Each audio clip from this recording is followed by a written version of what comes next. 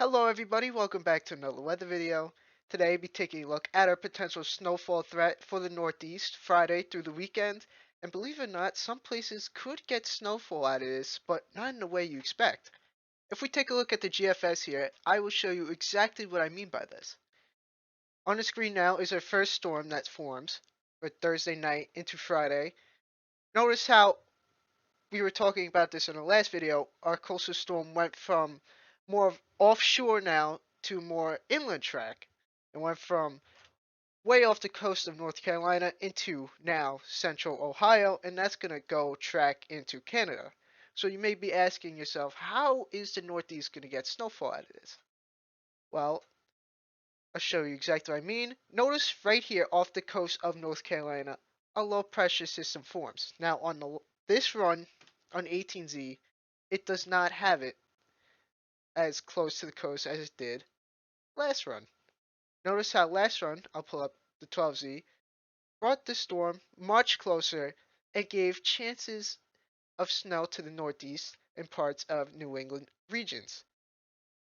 This would be a much more impactful event than what the 18Z showed. And if we want to go to the Canadian real quick, it showed an even better solution for snow lovers in the Northeast. As you can see here, it forms a low pressure much closer to the Northeast coast, and anywhere pretty much west of Albany in central New Jersey switches from rain to snow as a low pressure strengthens and draws down more cold air into the Northeast. This would create much more of an impactful scenario for the Northeast. And if you just want to look at snow totals, this is what the Canadian shows. Do not mind that 20-inch snow total in DC. I know DC snow lovers are going crazy over this, but I really hate to break it to you guys, but that is definitely not going to happen. It could snow. I'm not saying it's not going to snow, but you are not going to get 20 inches of snow.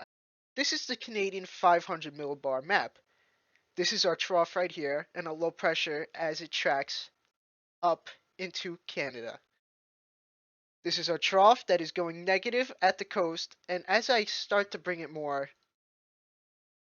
out more, you could see that the trough starts to close off. And notice this is where a low pressure forms, right here, close to the coast, cut off. This is why the Canadian forms the low pressure. You have a cutoff low. As you can see here, all these circles are closed, cut off. This forms a system, strengthens it, drags down cold air. You have a storm system forming a 50-50 low up here, causing a block, and it causes it to stay offshore and drag down cold air. Now, if this were to happen, the Northeast could see a potential decent snowfall out of this. But if we switch to the GFS, at least on 18Z run, notice how it is nothing alike like the Canadian. But if we go back to the 12Z, it's a little bit closer to what the Canadian has, but not at all to what it has on the 12Z and 18Z. If we go to the European, it actually does have a cutoff low like the Canadian, just a little bit more west, which causes places like Long Island, coastal New Jersey, and a little bit more interior parts of Connecticut and Rhode Island just to be all rain. But there is definitely a chance of this being a nice snowfall event for places like interior parts of eastern PA, western New Jersey, central New York, western Massachusetts, and southern Vermont, New Hampshire, and Maine. There's definitely potential with this system, and we are still, at least with the cutoff flow possibly forming, 130 hours.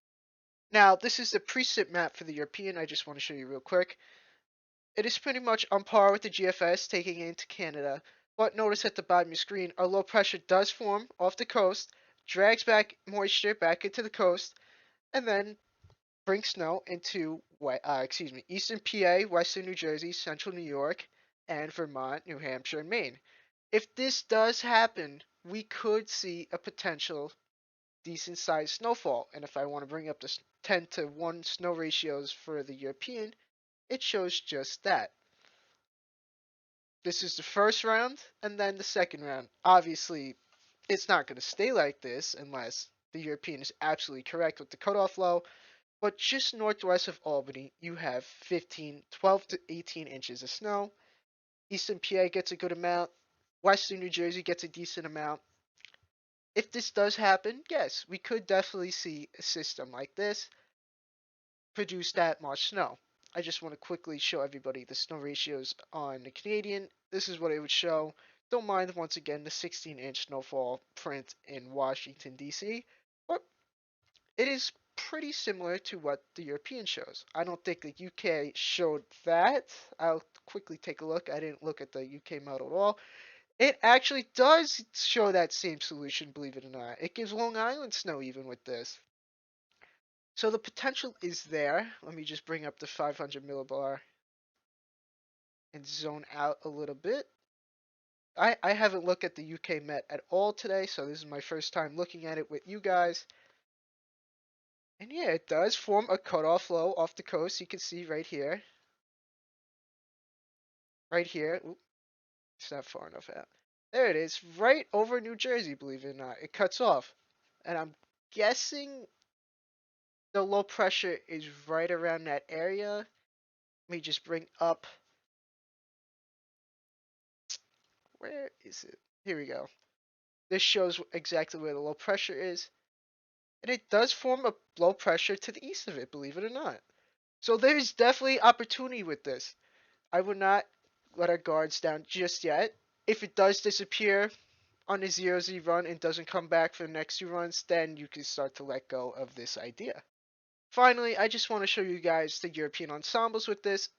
It does in fact show the same thing. We have our first storm, tracking into the Ohio Valley Midwest region that goes straight into Canada, and then it transfers its energy off the coast and forms another low pressure. Notice the amount of low pressures that you have off the coast here. Some all the way down as far as, for some reason, as the Bahamas. I don't know why it's south of Bermuda, but you also have a couple close to the coast, a couple south and east of the 4070 benchmark, and a couple more inland storms. There is a wide variety of range with this, and it is definitely not over yet when it comes to the chance of northeastern snowfall. Look at all these. There is definitely a chance of snowfall. It's just that it's a little too far out and a little too much of a complex scenario that we don't know until we get closer to the storm.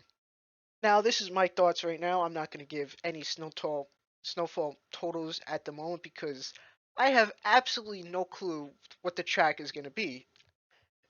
Give a shift anyway, 50 miles, east, west, north, south, could change a lot of things here. But with the first system, I'm a little bit more confident as it goes into the Ohio Valley and tracks into Canada, anywhere from eastern Michigan to Ohio, northern Ohio, western PA, western and northern parts of New York, Vermont, New Hampshire, Maine, has the best chance of seeing snow with this system. With an inch plus, I think that's your best area of seeing it. Now, in this lighter shade of blue, when the low pressure, if it does form, big if here, if it does form, where does it form? Does it form close to the coast, throwing back precip farther inland, or does it form more off the I'm sorry, off the coast a little bit more, giving areas more closer to the coast a chance of seeing potential snowfall with this?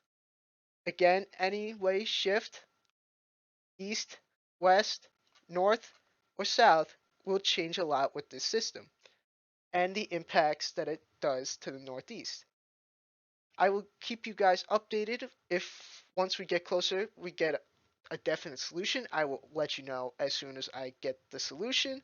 And snow totals will be given around 48 to 24 hours of the storm if it does happen. I hope you all enjoyed this video, and I will see you soon.